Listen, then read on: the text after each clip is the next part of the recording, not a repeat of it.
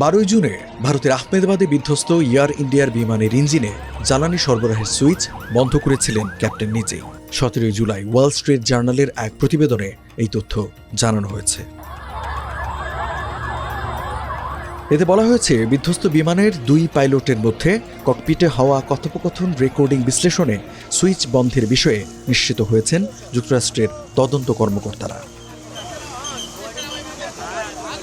Wall Street জার্নালের প্রতিবেদনে জানানো হয়, বিধ্বস্ত এয়ার ইন্ডিয়ার বিমানে ক্যাপ্টেন ছিলেন সুমিত সাবারওয়াল।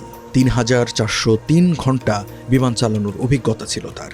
সঙ্গে ছিলেন 15,638 ঘণ্টা ফ্লাইট পরিচালনার অভিজ্ঞতা সম্পন্ন first officer Clive Kunder. Boeing 787 Dreamliner উড্ডয়নের পরই ক্যাপ্টেন সুমিত সাবারওয়ালকে জ্বালানি সুইচ কেন বন্ধ করা হলো জানতে চান ফার্স্ট অফিসার ক্লাইভ কুন্ডার।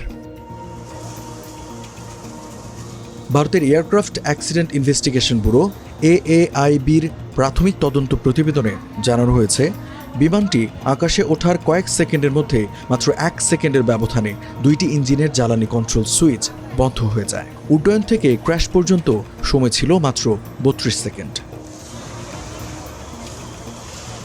AAIBর প্রকাশিত প্রাথমিক প্রতিবেদনে বলা হয়, উড্ডয়নের ঠিক পরপরই ইঞ্জিনে জ্বালানি সরবরাহের সুইচগুলো বন্ধ হয়ে যায়। সুইচগুলো আবার চালু করে ইঞ্জিন 2টি পুনরায় সচল করার চেষ্টাও করা হয়। 12 জুন ভারতের আহমেদাবাদে এয়ার ইন্ডিয়ার বিমান বিধ্বস্তের ঘটনায় মৃত্যু হয় 260 জনের।